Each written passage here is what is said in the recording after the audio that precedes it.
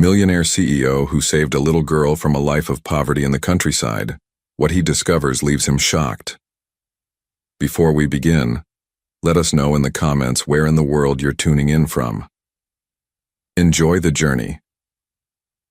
The Montana sky, stretched endlessly above the Wright family farm, once vibrant with life but now fading like an old photograph. The drought had claimed nearly everything. Crops withered in the fields, cattle grew thin, and hope evaporated with each passing day. Yet for 16-year-old Hannah Wright, the harsh landscape was merely a backdrop to a harsher reality. "Hannah, get your lazy behind out here and fix this fence." Frank's voice boomed across the yard, thick with the morning's first whiskey. Hannah set down her mother's worn copy of Pride and Prejudice and hurried outside, her slender frame moving with practiced efficiency. At 16, she carried herself with a quiet dignity that belied her circumstances, threadbare clothes that hung from her narrow shoulders, and eyes that held knowledge beyond her years. "Coming, Frank," she called back, careful to keep any hint of resentment from her voice. The summer sun beat down mercilessly as Hannah worked, her hands calloused from years of farm labor. Frank watched from the porch, nursing his drink while offering nothing but criticism. Her adoptive father hadn't always been this way. There were fragments of memories from her early childhood, before her mother Sarah died, when Frank would occasionally smile, even laugh. "You're doing it all wrong," Betty snapped, suddenly appearing beside Hannah. Her madrasta's face was pinched with perpetual disapproval. "Honestly, girl, after 8 years you'd think you'd have learned something useful." Hannah bit her tongue. 8 years since her mother had passed away from what they'd called a sudden illness. 8 years of being treated less like a daughter and more like an unwelcome servant. "Sorry, Betty," she murmured, adjusting her technique with the fence wire. Later that evening, as Hannah prepared a simple dinner from their dwindling supplies, the hushed voices of Frank and Betty drifted from the living room. "We can't keep going like this," Betty hissed. "The bank's gonna take everything if we don't get money soon." "You think I don't know that?" Frank's voice was slurred. "Maybe it's time to cash in. Tell the Collins everything." "Lower your voice, you fool." Betty's whisper was sharp as a blade. "You want her to hear?" Hannah froze, wooden spoon suspended above the pot. The Collins? She'd never heard that name before. "They've been paying us all these years to keep quiet," Frank continued, oblivious to Hannah's eavesdropping. "Maybe it's time they paid a bit more. And what if they just take her?" "Then what?" Betty countered. "So what if they do? One less mouth to feed." Hannah's heart hammered against her ribs. Take her? What did Frank mean? Who were these Collins people? That night, lying on her thin mattress in the attic room, Hannah pulled out the small wooden box containing the few possessions her mother had left behind. A silver locket with a tiny photo of Sarah, a few well-worn books, and a delicate silver ring engraved with the initials SW. Nothing that offered any clues about her past or these mysterious Collins people. The next morning brought no rain, only more heat and the weight of unanswered questions. As Hannah trudged to the barn to begin her chores, she caught a glimpse of her reflection in an old piece of mirror glass. Her mother's eyes stared back at her, intelligent, determined, and now filled with a new resolve. Someone knew the truth about her past. Someone called Collins, and somehow Hannah would find out what it was, even if it meant leaving behind the only life she'd ever known.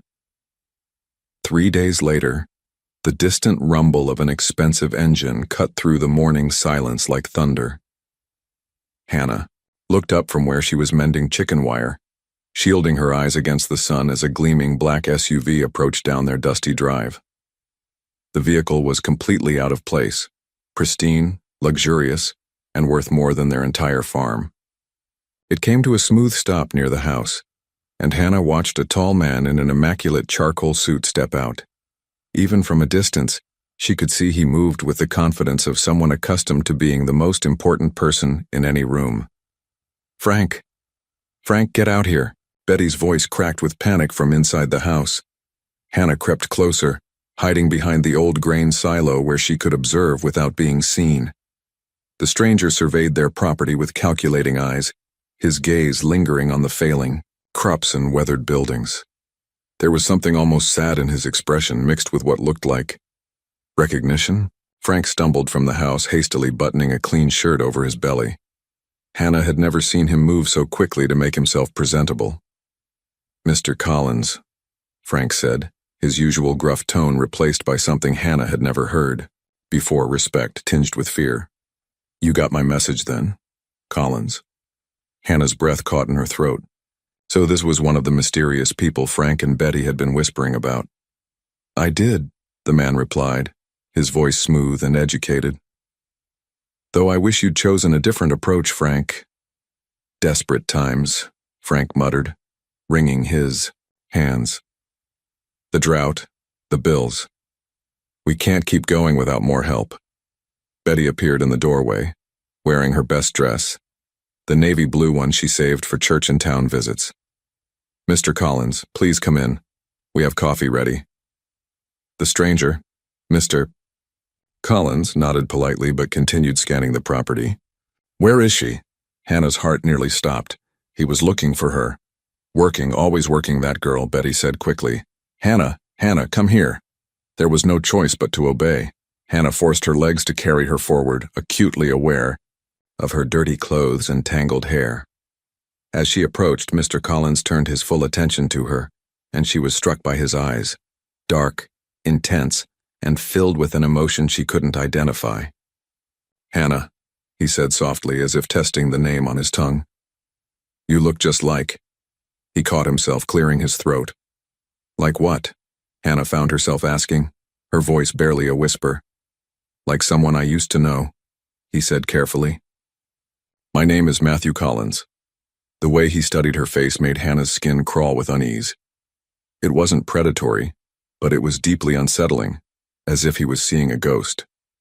"Go clean yourself up, girl," Frank commanded roughly. "Make yourself presentable for Mr. Collins." "Actually," Matthew interjected, his voice carrying unmistakable authority, "we need to talk first. All of us." Hannah watched Frank and Betty exchange nervous glances. Whatever hold this man had over them, it was powerful enough to make Frank, who'd never deferred to anyone, step aside immediately. Of course, Betty stammered. "Please, come inside." As they moved toward the house, Hannah caught Matthew Collins glancing back at her one more time. In that brief moment, she saw something that chilled her to the bone. Guilt. Deep, crushing guilt. What did this wealthy stranger want with her? And why did Frank and Betty seem so afraid of him? Standing alone in the dusty yard, Hannah realized her life was about to change forever. The only question was whether that change would save her or destroy her. Inside the cramped living room, Hannah perched on the edge of the worn sofa, her heart pounding as Matthew Collins settled into Frank's usual chair with the ease of someone claiming territory. A second car had arrived, a plain sedan carrying a woman in a navy blazer who introduced herself as Ms. Rodriguez from Child Services. "Let me be direct," Matthew began, his fingers steepled. "I'm here to offer Hannah opportunities she could never have in this situation." Hannah's stomach lurched. They were talking about her as if she weren't sitting right there. "What kind of opportunities?" Frank asked, but his eyes were already calculating. "Education. A proper home. A future." Matthew's gaze found Hannah's. "I have connections to the finest schools in Seattle, Harvard preparation programs, resources that could transform her life." "And what's in it for you?" Betty interjected, suspicion creeping into her voice. Matthew's jaw tightened almost imperceptibly. "Let's just say I have personal reasons for wanting to help." Ms. Rodriguez cleared her throat, pulling out a folder thick with papers. "Mr. Collins has undergone extensive background checks. His home has been evaluated and approved for guardianship. Placement." Hannah's world tilted. "Guardianship? What are you talking about?" "Now, Hannah," Frank said in a tone she'd never heard before, almost gentle. "Mr. Collins is offering you a chance at a real life. Good schools, nice clothes, everything we can't give you here." "I don't want to leave," Hannah whispered, though even as she said it, she wondered if it was true. The decision isn't entirely yours, Ms. Rodriguez said kindly. Given the current living conditions and financial instability here, she gestured around the shabby room with peeling wallpaper and furniture held together with tape and hope. Matthew reached into his jacket and withdrew a thick manila envelope. Hannah watched in horror as he placed it on the coffee table between them. Frank's eyes locked onto it like a predator spotting prey. This should cover any transition costs, Matthew said carefully, along with the monthly payments we discussed. Monthly payments. The words hit Hannah like a physical blow. She was being sold. Actually sold, like livestock at auction. "You're buying me?" she said, her voice cracking. "You're actually buying me from them?" "Hannah, it's not like that," Ms. Rodriguez began. "Isn't it?" Hannah stood abruptly, tears streaming down her face. "He just handed them money for me. What else would you call it?" "An investment in your future," Matthew said quietly. "Sometimes the right choice doesn't feel good in the moment." Frank snatched the envelope from the table with unseemly haste. "Hannah, you're being dramatic. Mr. Collins is trying to help you." "Help himself, more like," Hannah shot back. "Why me? Why now? You don't even know me." For a moment, Matthew's composed facade cracked, and Hannah glimpsed something raw underneath. Pain, regret, and that same crushing guilt she'd noticed outside. "I know more than you think," he said softly. The cryptic response only fueled Hannah's rage. "I won't go. You can't make me." "Actually," Ms. Rodriguez said, consulting her papers, "given your age and circumstances, the state has authority to place you in what we determine to be your best interests." Hannah felt the walls closing in. Even the government was against her. She looked desperately at Frank and Betty, seeking any sign that they might fight for her. But Frank was already counting the money in the envelope while Betty stared at the floor. "When?" Hannah asked, her voice barely audible.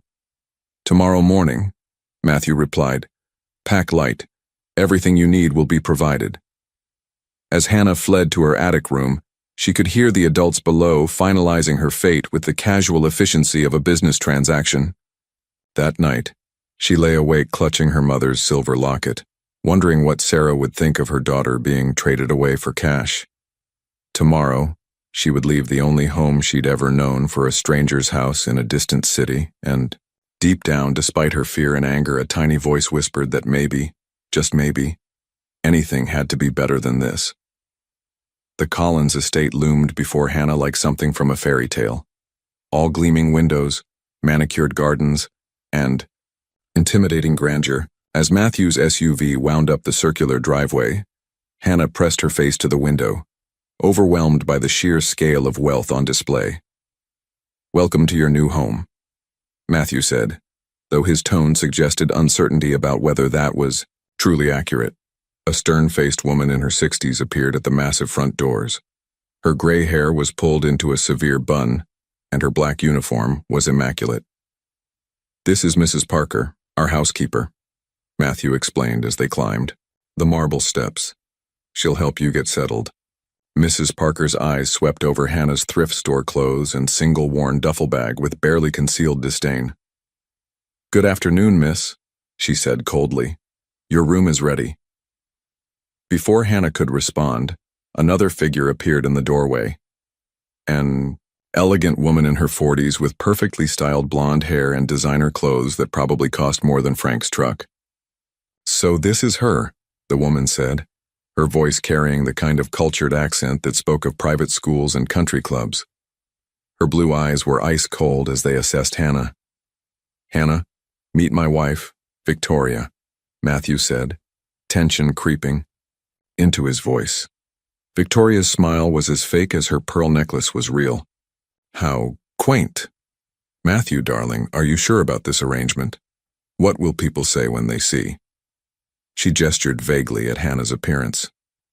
"Victoria," Matthew warned quietly. "I'm just thinking of our reputation," Victoria continued, her voice honey-sweet but venomous. "The Pemberton Charity Gala is next week. The senator will be there along with the entire social committee." Hannah felt her cheeks burn. She might be young, but she understood perfectly well that Victoria was calling her an embarrassment. "Perhaps we should discuss this later," Matthew said firmly. Mrs. Parker cleared her throat. "Shall I show Miss Wright to her quarters?"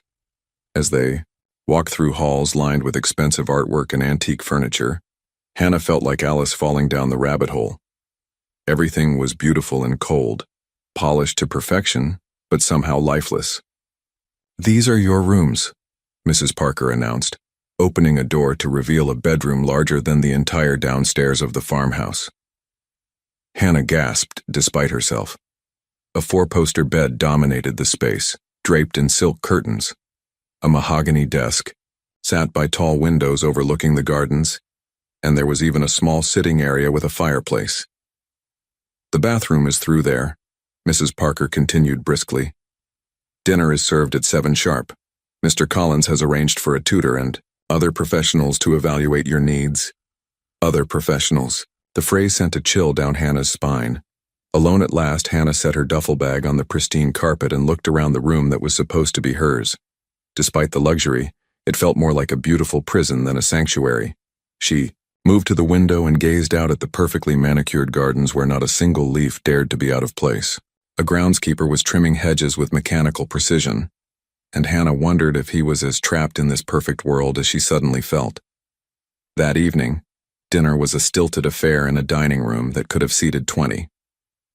Victoria made pointed comments about proper etiquette while picking at her salmon, and Matthew mostly stayed silent, occasionally shooting his wife warning looks. "I've arranged for Dr. Montgomery to see you tomorrow," Matthew told Hannah as dessert was served. "Just a routine evaluation. Nothing to worry about." But Hannah was beginning to realize that in this house, everything was something to worry about. The luxury came with strings attached, and she was only beginning to understand how tightly bound she really was. As she lay in the enormous bed that night, Hannah clutched her mother's locket and whispered a promise to the darkness. She would find out why Matthew Collins had really brought her here, no matter what it cost. 2 weeks of psychological evaluations, tutoring sessions, and awkward family dinners had passed when Matthew finally knocked on Hannah's bedroom door one evening. His usual confident demeanor seemed strained, and he clutched a manila folder in his hands. "We need to talk," he said, settling into the chair across from her bed. "About why you're really here." Hannah set down her book, one of dozens that had mysteriously appeared on her shelves, and waited. She'd learned that silence often revealed more than questions. "You're not Frank's biological daughter," Matthew began, his words careful and measured. "Your real father was my younger brother, James."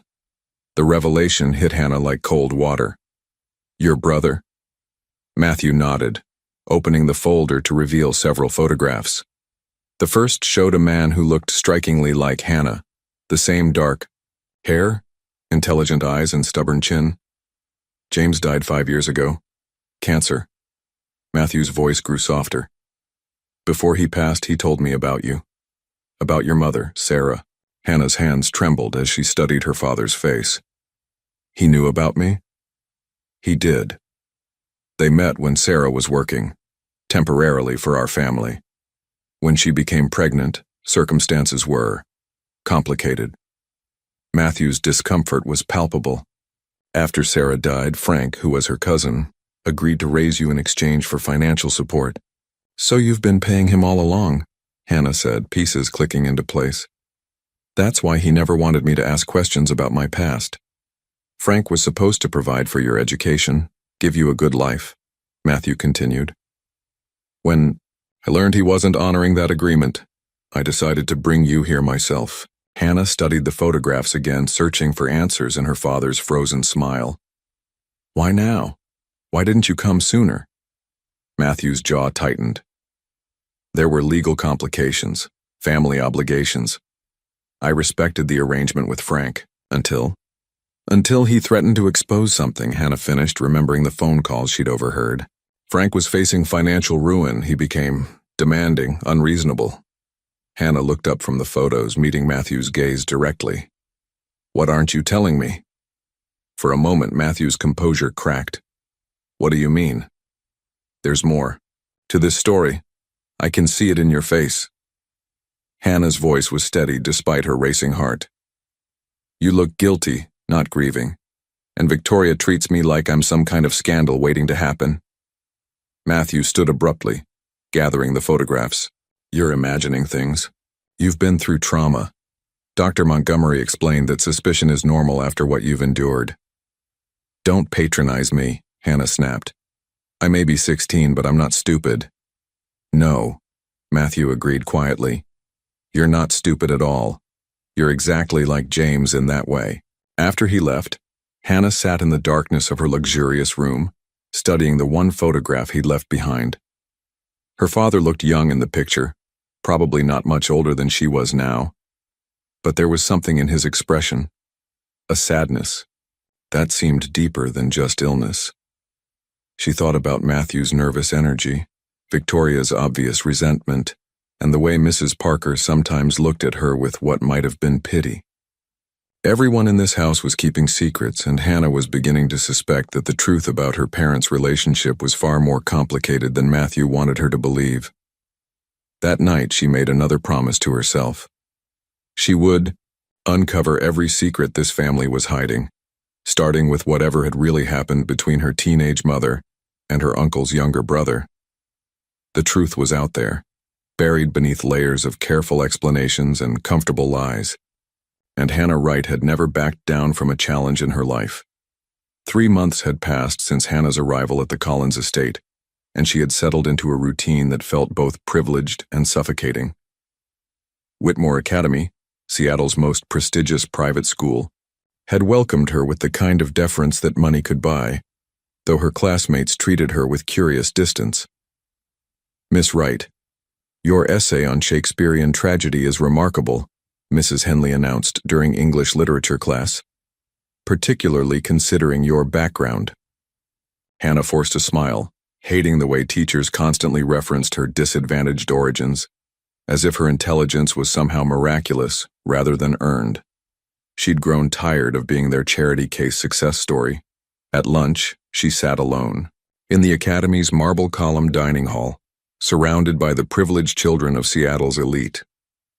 They whispered about her when they thought she couldn't hear, the farm girl living with the Collins family, the mysterious ward with the tragic past. "You know they're all dying to know your story," a voice said behind her. Hannah turned to see Eliza Martinez, the gardener's daughter who attended the local community college. At 19, Eliza had a warmth that was entirely absent from Hannah's wealthy classmates. "Let them wonder," Hannah replied, making room at her table. "My dad says Mr. Collins has been different since you arrived," Eliza continued, unwrapping a homemade sandwich. "More nervous. Victoria's been giving the staff impossible tasks. I think she's taking her frustration out on us." Hannah had noticed Victoria's increasingly hostile behavior. Last week she'd overheard her on the phone complaining to someone about Matthew's little project ruining our social standing. "What was he like before?"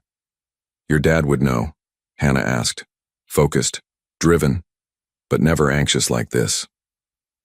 Eliza lowered her voice. "Dad's worked for the Collins family for 15 years. He says there's always been secrets, but this feels different."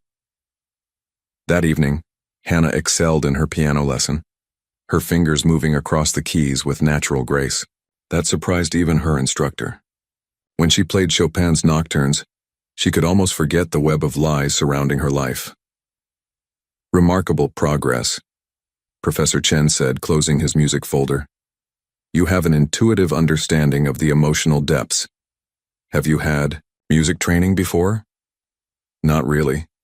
My mother had a small piano she'd play sometimes." Hannah's voice grew soft. "I remember the melodies." At dinner, Matthew seemed distracted, constantly checking his phone. Victoria picked at her food while discussing the upcoming charity auction. "The Pemberton Foundation's annual gala is next month," Victoria announced. "I've told everyone you'll be attending, Matthew. We simply can't miss it again." "Of course," Matthew replied absently. "And what about her?" Victoria's fork clinked against her plate as she gestured toward Hannah. "Hannah is part of this family now," Matthew said firmly. Victoria's laugh was sharp as crystal. "Part of the family? Matthew, darling, she's a ward. There's a rather significant difference. Hannah felt heat rise in her cheeks, but she'd learned to keep her emotions in check. Instead, she focused on her perfectly prepared meal and thought about the inconsistencies in Matthew's story about her parents. Later that night, while walking through the estate's gardens, Hannah found herself drawn to the groundskeeper's cottage where Eliza lived with her father. Through the window, she could see them sharing a simple dinner, laughing over some private joke. It struck her that despite their modest circumstances, they possessed something the Collins mansion lacked entirely: genuine affection. Standing in the manicured garden where every flower was precisely placed, Hannah realized she was living in the most beautiful cage she'd ever seen. The question was whether the bars were meant to keep her in, or to keep something else out. As she walked back to the house, she noticed Matthew's study light burning late into the night, and wondered what secrets he was guarding so carefully behind those locked doors. The emergency call came at midnight, a server crash at Collins Tech that demanded Matthew's immediate attention. Hannah watched from her bedroom window as his car sped down the driveway, red taillights disappearing into the darkness. For the first time since her arrival, Matthew had left his private study unlocked. Hannah waited 30 minutes to ensure he wouldn't return, then crept through the mansion's silent corridors. The study door opened with barely a whisper, revealing Matthew's sanctuary: leather-bound books, expensive artwork, and a massive mahogany desk that commanded the room. Her hands trembled as she approached the filing cabinets. The third drawer bore a simple label: personal, confidential. Inside, a thick manila folder caught her attention, her own name written across the tab in Matthew's precise handwriting.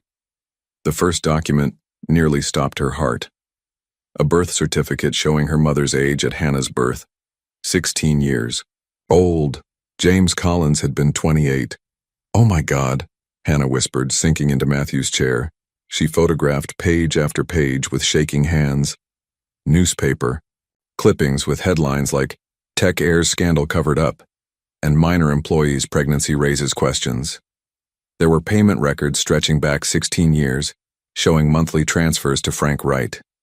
Legal documents discussing damage control and public relations management.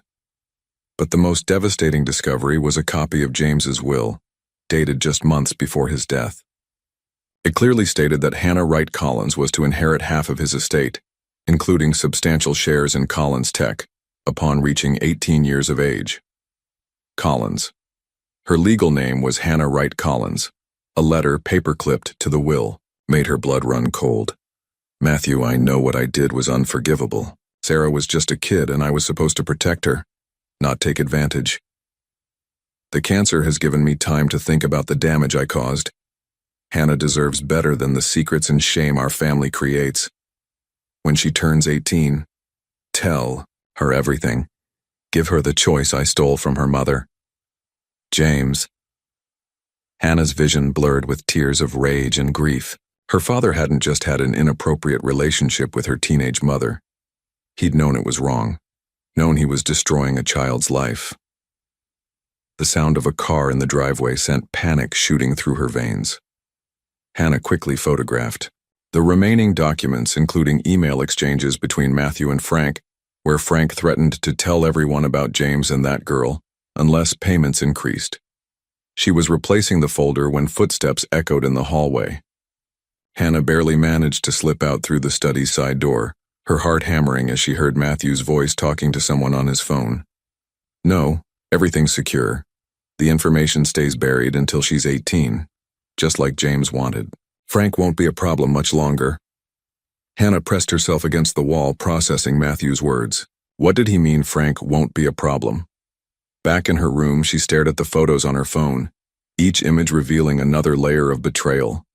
Her father had been a predator, her mother had been his victim, and Matthew had been covering it up for 16 years, using her inheritance to buy Frank's silence. But the most chilling realization was that Matthew clearly intended to continue hiding the truth until her 18th birthday, if he planned to tell her at all. Hannah had thought she was living in a beautiful prison, but now she understood the truth. She wasn't just a ward or a charity. case. She was the living evidence of a crime, hidden away where she couldn't ask inconvenient questions or threaten the Collins family's reputation. The question was no longer whether she could uncover their secrets. The question was whether she could stay alive long enough to expose them.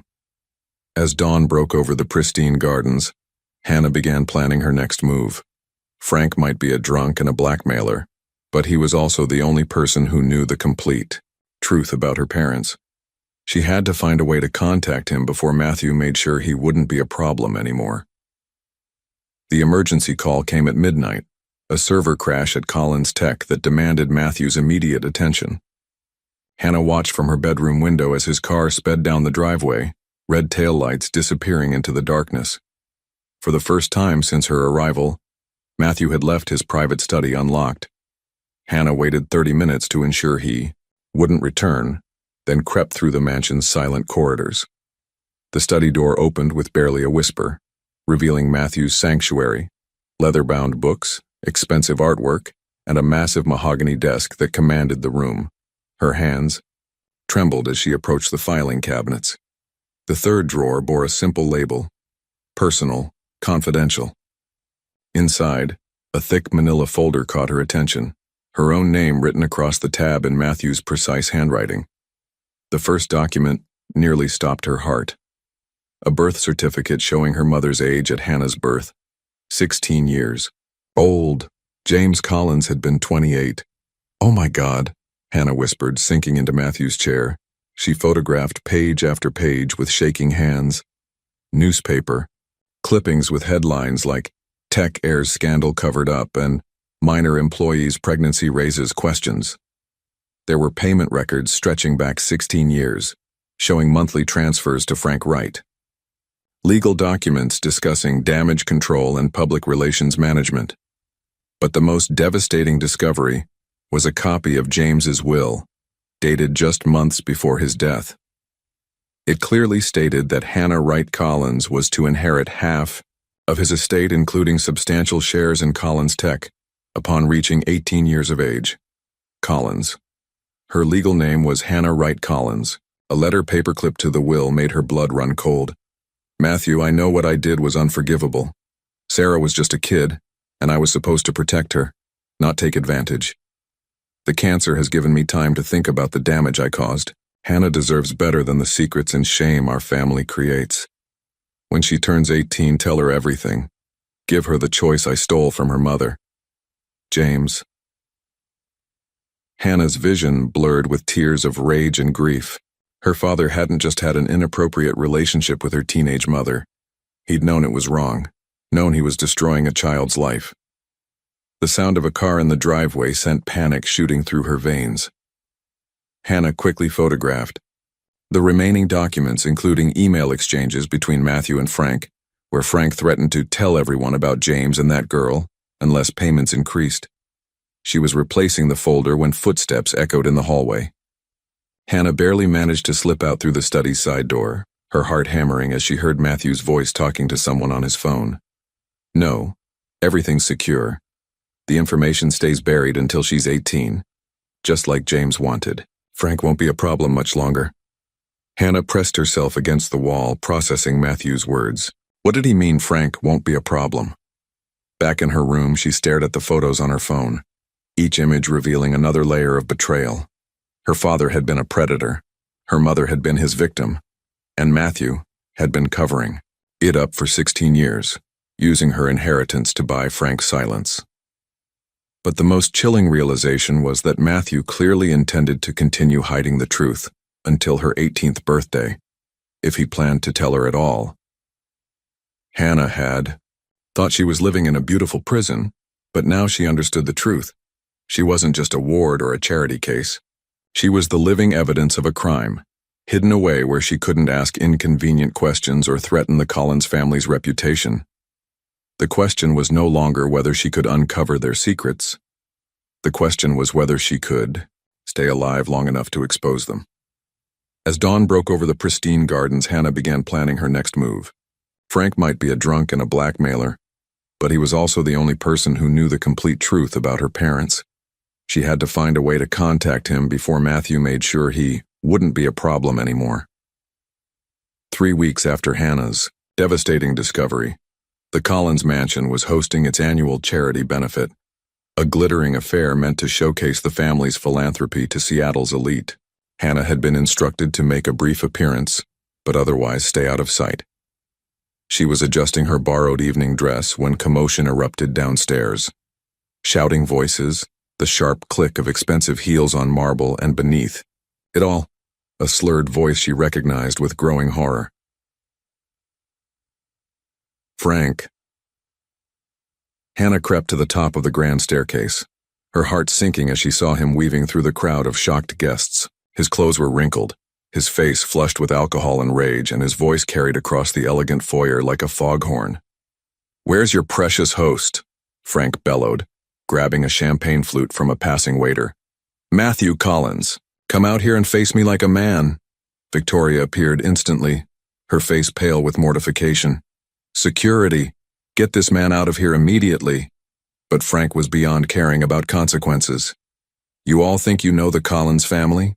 Let me tell you about the real Matthew Collins." Hannah watched Matthew emerge from a cluster of donors, his face a mask of controlled fury. 2 security guards flanked him, but Frank seemed oblivious to the threat.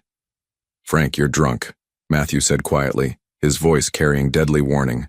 "Leave now and we can discuss this privately." "Privately?" Frank laughed bitterly. "Like you discussed it privately when your precious brother knocked up a 16-year-old girl? When he destroyed my cousin Sarah's life?" Gasps rippled through the crowd. Hannah saw several guests reaching for their phones, and Victoria looked ready to faint. "You don't know what you're talking about," Matthew hissed, stepping closer. "Don't I?" Frank swayed dangerously, but his eyes remained focused. "I know James Collins got Sarah pregnant when she was just a kid working at your summer house. I know you've been paying me to keep quiet for 16 years. And I know you brought that girl here to keep her from learning the truth." Hannah's blood ran cold as she realized Frank was talking about her. Several guests had now turned to stare up at her on the staircase. "You promised me more money," Frank continued, his voice rising. "Said the payments would increase when she turned 16. Well, where is it, Matthew? Where's my compensation for keeping your family's dirty secret?" Matthew nodded almost imperceptibly to the security guards who began moving toward Frank. But Frank wasn't finished. "That envelope you gave me was light, Collins. Real light. You think you can cheat me now that you've got the girl? Think again. I've got documents, recordings, everything that proves what your brother did." "Frank, stop," Matthew said, his voice deadly quiet. "Everyone should know the truth. Sarah was just a baby when James—" The security guards grabbed Frank's arms, cutting off his words. But the damage was done. The entire room buzzed with shocked whispers, and Hannah could see phones being raised to capture video. "Get him to my office," Matthew ordered curtly. "Now." As they dragged Frank away, Hannah caught Victoria's eye. Her stepmother's expression was pure venom, and Hannah knew that whatever sympathy she might have had for her situation had just evaporated. The guests began filing out with unseemly haste, their conversations already shifting to speculation and gossip. Hannah remained frozen on the staircase, watching her world collapse in real time. Frank had just destroyed any chance of keeping the family's secret buried. But more importantly, he'd revealed the depths of the lies Hannah had been living.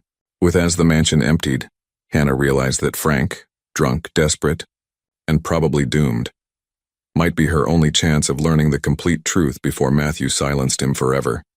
She had to get to Frank before Matthew did something they'd all regret. The only question was whether she was already too late. Hannah pressed her ear against Matthew's study door, her heart pounding as angry voices escalated inside. Through the heavy oak she could hear Frank's slurred accusations and Victoria's sharp protests. "You ruined everything."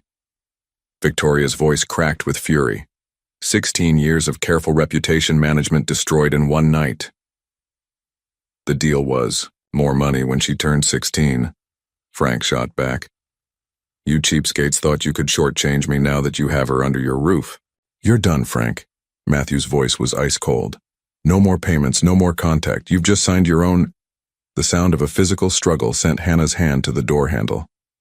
She heard furniture scraping, A grunt of effort, then Frank's voice turned desperate. You can't silence me. I've got copies of everything hidden where... The sickening crack of skull against marble cut him off mid-sentence. Hannah burst through the door to find Frank crumpled beside Matthew's desk, blood pooling beneath his head. The ornate marble corner was stained crimson. Frank! Hannah dropped to her knees beside him, pressing her fingers against his neck. No pulse. His eyes stared sightlessly at the ceiling. Get away from him, Matthew commanded, but his voice shook. He's dead, Hannah whispered, looking up at Matthew and Victoria in horror. You killed him. It was an accident, Victoria said quickly. He stumbled, fell. You saw it yourself. I saw you fighting with him. Hannah scrambled to her feet. We have to call 911, get an ambulance. No. Matthew's voice cut through her panic. Think about what you're saying, Hannah. The scandal this would create, the investigation, the questions about why Frank was here. He's dead. Hannah's voice cracked. You can't what? Victoria stepped closer, her designer gown untouched despite the violence. Can't protect this family from complete destruction? Your drunk foster father just humiliated us in front of Seattle's most influential people. Do you want to add a police investigation to that disaster? Hannah stared at them both, recognizing something monstrous beneath their cultured facades. You're going to cover this up. We're going to handle this discreetly, Matthew corrected. Frank was drunk, unstable. If we call the police now, it becomes a media circus. Your name, your mother's story, everything gets dragged through the tabloids. So what's your alternative? Hannah demanded.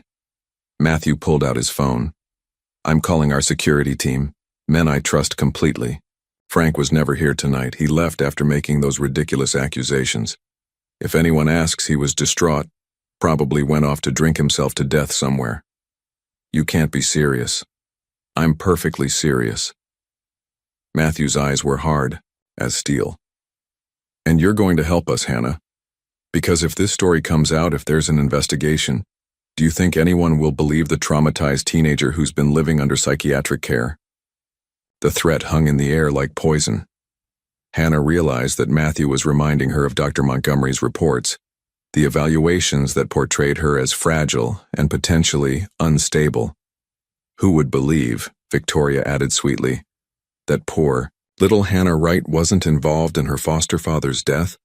After all, he was blackmailing the family that rescued her from poverty. Hannah felt the walls closing in. They were right. She had no allies, no proof, no credibility against their wealth and influence. I won't lie for you, she whispered.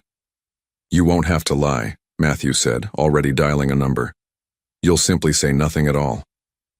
As Matthew spoke in low tones to whoever answered his call, Hannah looked down at Frank's lifeless face. He'd been a drunk and a blackmailer, but he'd also been the only person who knew the complete truth about her parents. Now that truth was buried with him, and Hannah was trapped in a mansion with two people who'd just proven they would kill too. Protect their secrets. The question was, would she be next? Sleep became Hannah's enemy. Every time she closed her eyes, she saw Frank's lifeless stare and heard the sickening crack of his skull against marble. 3 weeks had passed since that horrific night, and the official story was simple. Frank Wright had left the charity gala drunk and distraught, disappearing into the Seattle night. No one had seen him since. You look terrible, Eliza observed during their lunch at the academy. Are you eating at all? Hannah pushed food around her plate, her appetite non-existent. Just tired. My dad says there were police at the estate last week. Something about that man who caused the scene at the gala? Hannah's fork clattered against her plate. What did they want?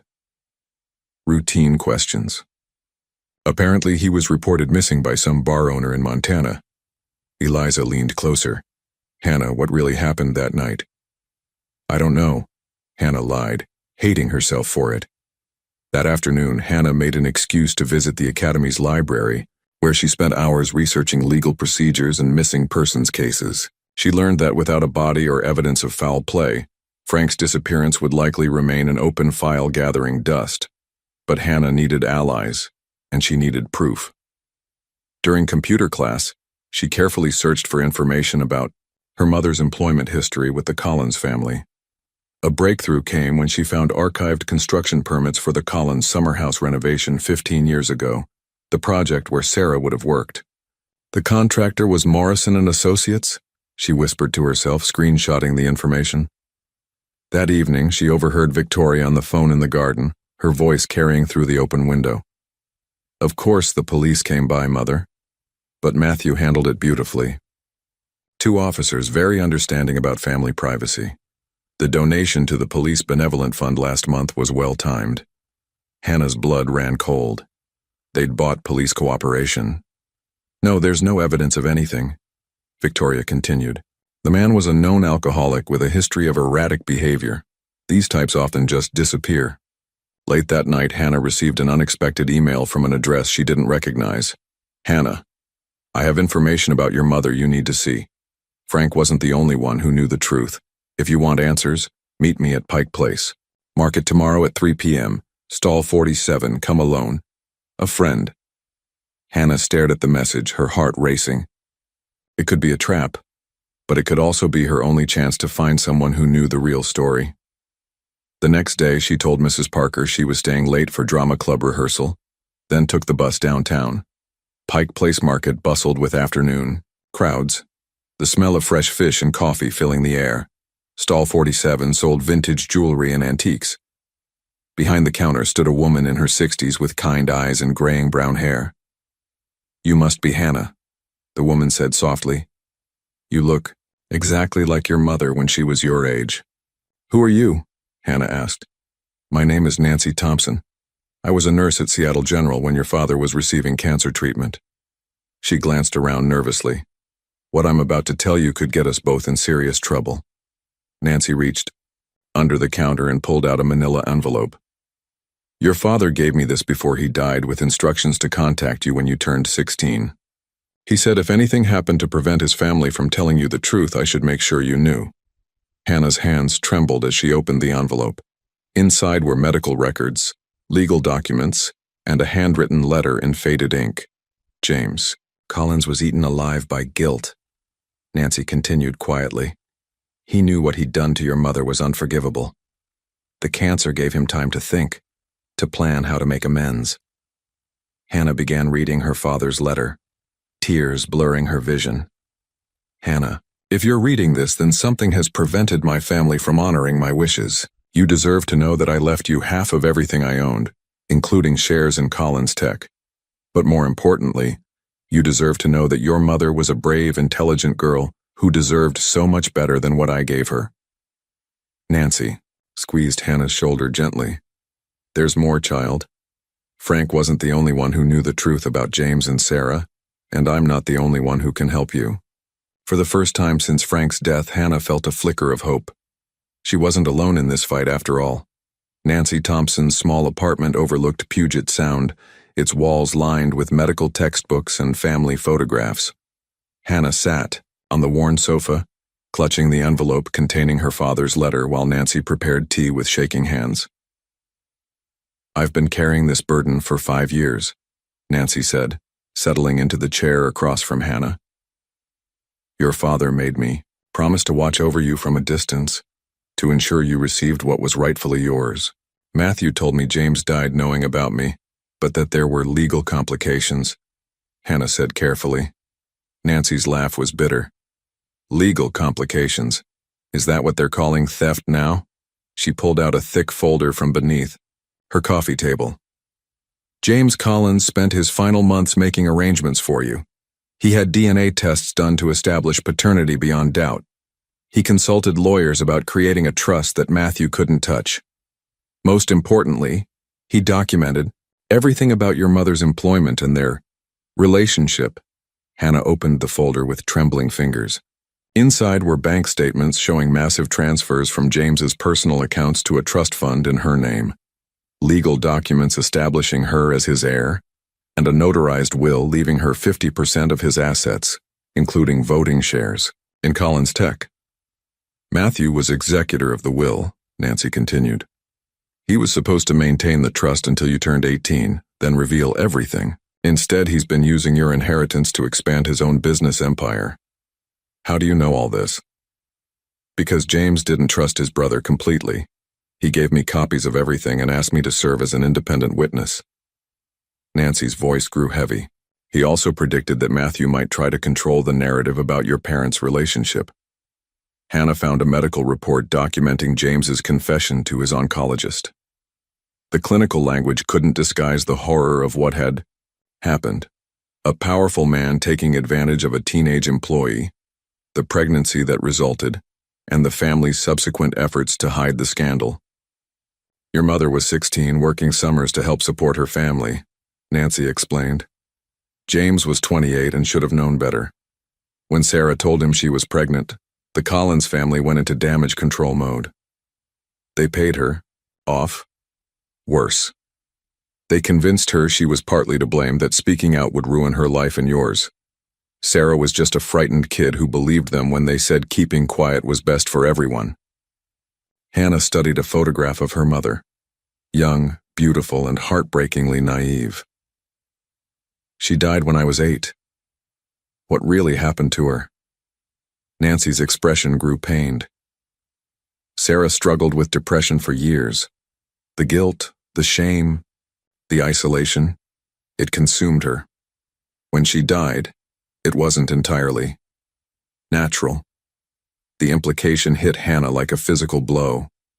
Her mother had taken her own life, driven to despair by the Collins family's manipulation and abandonment. James didn't learn about Sarah's death until years later, Nancy continued. When he did, the guilt nearly destroyed him. That's when he started making plans to contact you, to try to make amends.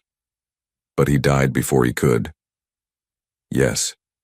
And Matthew inherited control of both the company and the responsibility for you. James assumed his brother would honor his wishes. Nancy shook her head sadly. He underestimated how deeply corruption can run in a family.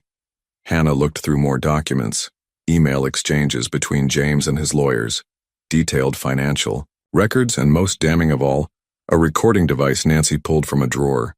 James asked me to record his final conversation with Matthew about you, Nancy said, holding up the small digital recorder. He wanted evidence of his instructions just in case. Hannah listened in growing horror as her father's weak voice gave explicit instructions about her inheritance, her education, and the revelation of the truth about her parentage. Matthew's responses were appropriately solemn, promising to honor every detail of his brother's wishes. He lied, Hannah whispered. He did more than lie. He's stolen millions that belong to you, hidden your true identity, and now... Nancy's voice trailed off. Now he's covered up a murder, Hannah finished. Nancy's eyes widened. What do you mean? Hannah told her about Frank's death, watching Nancy's face grow pale with each detail. My God, Nancy breathed. This has gone far beyond financial fraud. Hannah, you're in real danger. I know. That's why I need your help. Nancy stood and moved to her window, looking out at the darkening sky. There's something else, child. Something I haven't told you yet. What? James wasn't the only Collins family member who knew the truth about your parents. There was another witness to their relationship. Someone who's been watching from the shadows all these years. Hannah's heart began to race. Who? Nancy turned back to face her, determination replacing fear in her expression. Someone with the power to bring Matthew down once and for all. Nancy walked to an old filing cabinet and withdrew a business card yellowed with age. Eleanor Collins Patterson, Matthew and James's aunt. She was the family matriarch when your parents met. Hannah studied the card. She's still alive? Very much so, and very angry about what Matthew has done to James's memory. Nancy sat back down, her voice dropping to a whisper. Eleanor was the one who originally hired your mother for the summer house project. She witnessed firsthand how James pursued Sarah, how the family covered it up, and how they treated your mother afterward. Why hasn't she spoken up before now? Family loyalty, old-fashioned shame, but mostly because she believed Matthew would eventually do the right thing. Nancy's expression hardened. When James was dying, Eleanor made Matthew swear on the family Bible that he would honor his brother's wishes about you. Hannah felt a surge of hope. She knows about the will, the trust fund. She knows everything. Eleanor was present when James recorded a video confession about Sarah, intended for you to watch when you turned 18. Nancy pulled out another envelope. She also has the original copy of James's amended will, the one that specifically prevents Matthew from using your inheritance for business purposes. Hannah opened the envelope to find legal documents that made her inheritance crystal clear. Not only was she entitled to half of James's personal fortune, but she owned 25% of Collins Tech, enough to have significant voting power in company decisions. Matthew has been using my shares to vote himself expanded authority, Hannah realized, scanning the corporate documents. For 5 years, he's essentially been stealing from you to build his empire. Collins Tech's recent expansion, the new facilities, the international contracts, all funded partially with money that belongs to you. Hannah's mind raced. How much are we talking about? Nancy consulted a financial statement. Current estimated value? Approximately $47 million. The number was so staggering that Hannah couldn't process it. She'd grown up in poverty while Matthew built a fortune using her money. There's more, Nancy continued grimly. Eleanor discovered that Matthew forged James's signature on several documents after his death, including papers that transferred your shares to his personal control. That's fraud. It's multiple felonies. But Eleanor needed proof of Matthew's intentions before acting. She's been waiting to see if he would honor James's deathbed promise. Hannah thought about her life in the Collins mansion, the psychological evaluations, the constant monitoring, Victoria's hostility. He never intended to tell me the truth, did he? I don't think so.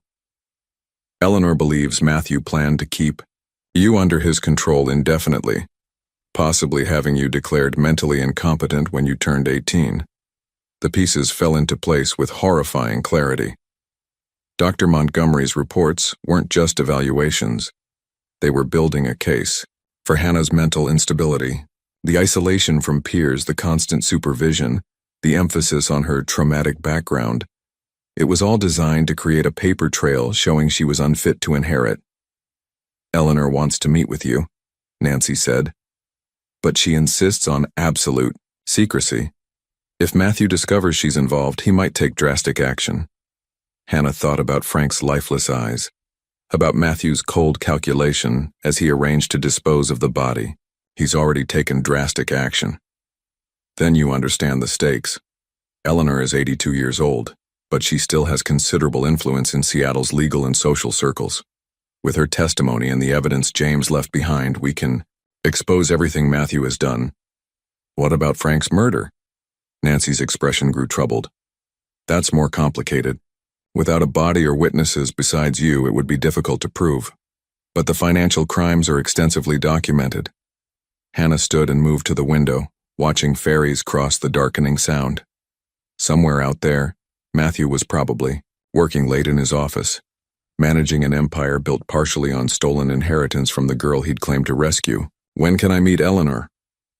Tomorrow. But Hannah. Nancy's voice carried a warning.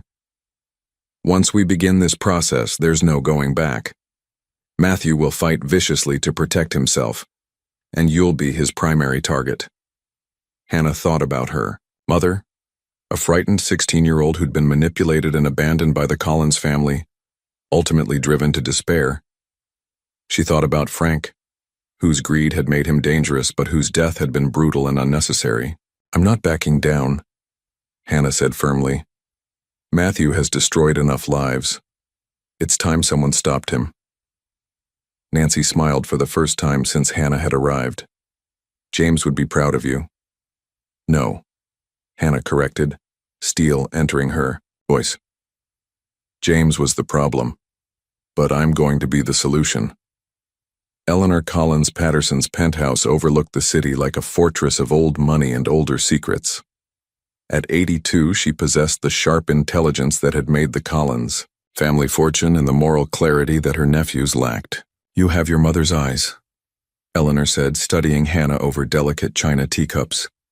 But thank God you have stronger steel in your spine.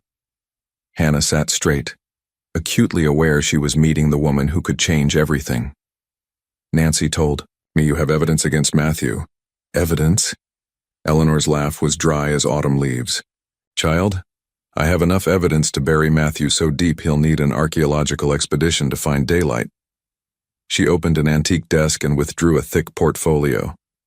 Video confession from James, forged signatures on corporate documents, financial records showing systematic theft from your trust, and most damning, recorded conversations where Matthew explicitly states his intention to have you declared incompetent. Hannah's blood ran cold. "You recorded him?" "For 2 years. Every family dinner, every phone call about your care. I knew something was wrong when he insisted on those psychological evaluations." Eleanor's eyes glittered with predatory satisfaction. "Matthew always underestimated me." "What about Frank's death?" Eleanor's expression darkened. "Nancy told me. While we can't prove murder without a body, we can prove Matthew has been systematically eliminating threats to his control." She produced another folder. "I hired a private investigator months ago. He's documented Matthew's disposal of other problems, business partners who asked inconvenient questions, former employees who knew too much about the family's secrets." Hannah felt sick. "How many people has he hurt?" "Enough to establish a pattern.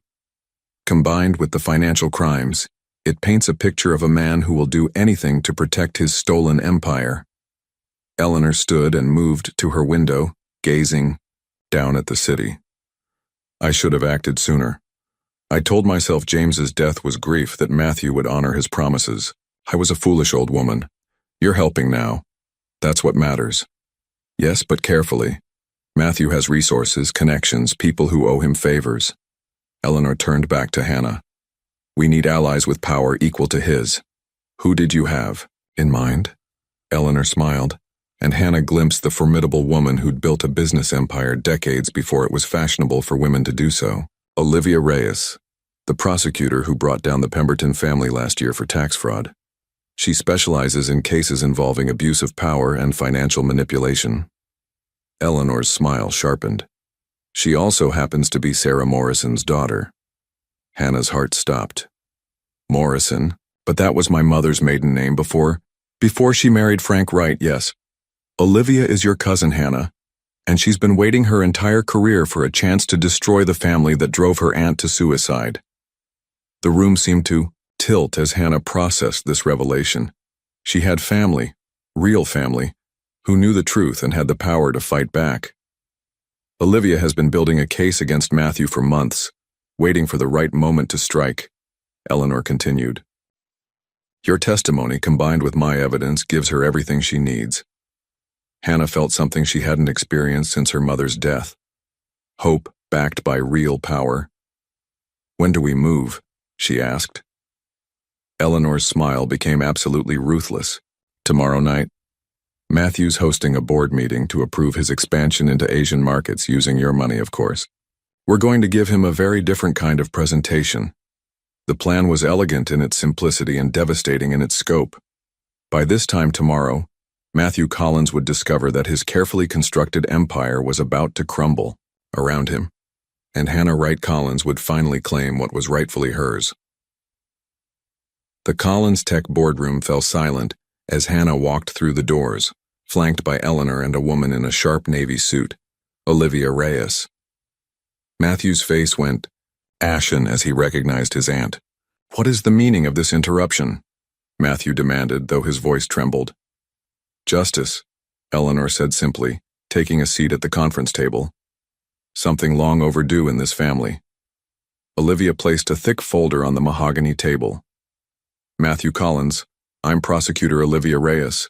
You're under investigation for fraud, embezzlement, and conspiracy." Victoria, who'd been sitting beside Matthew, shot to her feet. "This is outrageous. Security." "Won't be necessary," Hannah said quietly, her voice carrying new authority. "The FBI is already positioned outside." Matthew's confident mask finally cracked. "Hannah, you don't understand what you're doing. These people are manipulating you, like you manipulated my mother," Hannah interrupted. Like you've manipulated me for months? Olivia opened her folder, spreading documents across the table. Forged signatures, misappropriation of trust funds, conspiracy to commit fraud. She looked directly at Matthew. And that's just the financial crimes. You have no proof, Matthew snarled. Eleanor smiled coldly and pressed play on a small recorder. Matthew's own voice filled the room. The girl can never know about the inheritance. If she becomes problematic, we'll have her declared mentally incompetent. The board members exchanged horrified glances. Several were already reaching for their phones. Where's Frank Wright? Olivia asked quietly. Matthew's silence was deafening. We know what happened that night, Hannah said. I was there. I saw everything. Victoria suddenly turned on her husband. I told you this would happen. Your greed has destroyed us both. Shut up, Victoria, Matthew hissed. No, I won't go down for your crimes. Victoria faced the room. He killed. Frank Wright covered it up. I have emails, recordings. Matthew lunged toward Victoria, but FBI agents burst through the doors, weapons drawn. Matthew Collins, you're under arrest, the lead agent announced. As handcuffs clicked around Matthew's wrists, he looked at Hannah with pure hatred. You have no idea what you've unleashed. Hannah met his gaze steadily. I know exactly what I've done. I've stopped you from hurting anyone else. Olivia squeezed Hannah's shoulder. It's over. You're safe now. For the first time in her life, Hannah believed those words were true. 1 year later, Hannah stood before her mother's grave. No longer a simple wooden cross, but a beautiful marble headstone that read, Sarah Morrison Wright, beloved mother. Her truth lives on. The legal battles were finally over. Matthew had been sentenced to 25 years for fraud, embezzlement, and manslaughter in Frank's death, whose body investigators had found exactly where Hannah had indicated. Victoria received immunity in exchange for her testimony, fleeing. Seattle in disgrace, are you ready? Nancy asked, approaching through the cemetery's morning mist. Hannah nodded, touching the headstone one final time. Today marked another milestone, the official opening of the Sarah Morrison Foundation, dedicated to helping young victims of abuse and providing scholarships for underprivileged students. At 18, Hannah had inherited her full legacy. $47 million in controlling interest in Collins Tech. But more importantly, she'd inherited the strength to transform tragedy into purpose. The foundation's headquarters occupied a renovated building in downtown Seattle, its walls lined with photographs of scholarship recipients and abuse survivors who'd found new hope. Hannah's office overlooked the Sound, where ferries carried people toward new beginnings. The dedication ceremony was beautiful, Olivia said, entering with 2 cups of coffee. Over the past year, she'd become more than Hannah's cousin. She'd become the sister Hannah never had.